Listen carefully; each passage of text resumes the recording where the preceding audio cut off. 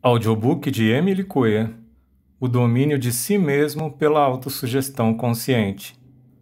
Capítulo 7. A superioridade do meu método. Esse método proporciona resultados absolutamente maravilhosos e é fácil entender o porquê. De fato, seguindo à risca meus conselhos, é impossível falhar, exceto quando usado nas duas classes de pessoas que mencionei anteriormente. Aquelas que são mentalmente incapazes de entender o que eu digo e as que não querem entender. Felizmente, esse tipo de pessoa representa apenas 3% do total.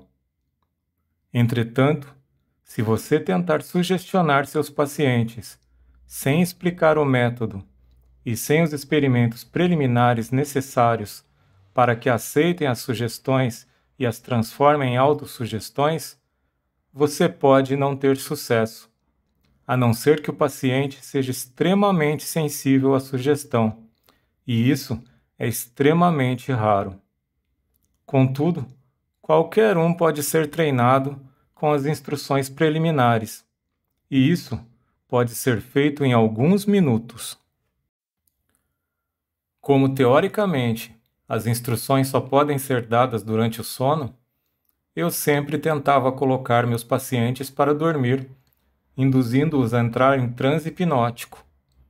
Depois, ao descobrir que isso era desnecessário, deixei de fazê-lo para evitar o medo e a preocupação de entrar em transe. Desse modo, percebi que o paciente fica mais à vontade e não oferece nenhuma resistência involuntária à sugestão. Ele te escuta sem nenhum medo ou pensamento resistente e, frequentemente, entra em profundo relaxamento, guiado pela sua voz calma e vagarosa. É claro que por vezes sou questionado por alguns céticos sobre a eficácia do meu método.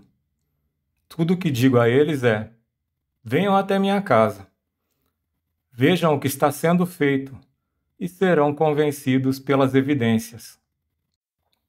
Você deve, contudo, afastar a ideia de que as autossugestões apenas podem ser realizadas da maneira que eu descrevi. É possível fazer autossugestões para as pessoas sem o conhecimento delas e sem nenhuma preparação prévia.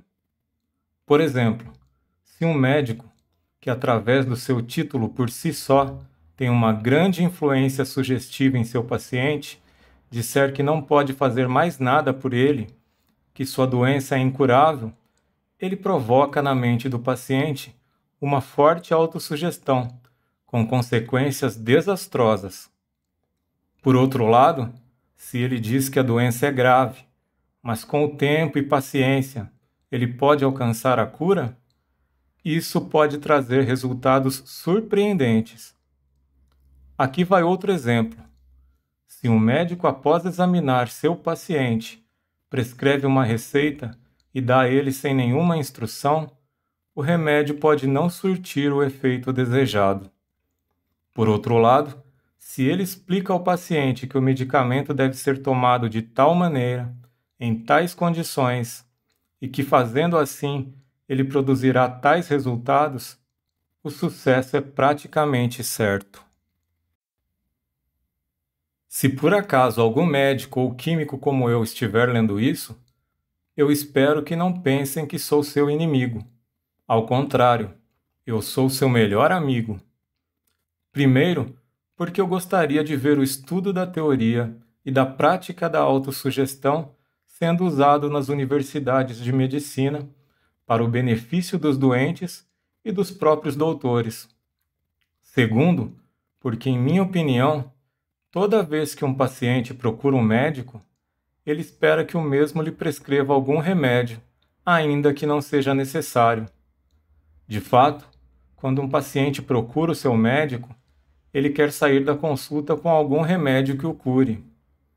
Ele não entende que às vezes algum cuidado com higiene ou alguma dieta possa curá-lo, e geralmente dá pouca importância a isso. É o medicamento que ele quer.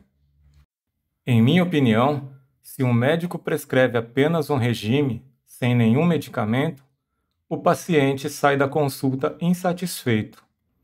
Ele dirá que teve um trabalhão para nada e certamente procurará outro médico. Então me parece que um médico sempre deve prescrever algum tipo de medicamento para o seu paciente e, na medida do possível, formulado por ele mesmo. Esse tipo de medicação geralmente tem efeito mais satisfatório do que qualquer medicamento genérico.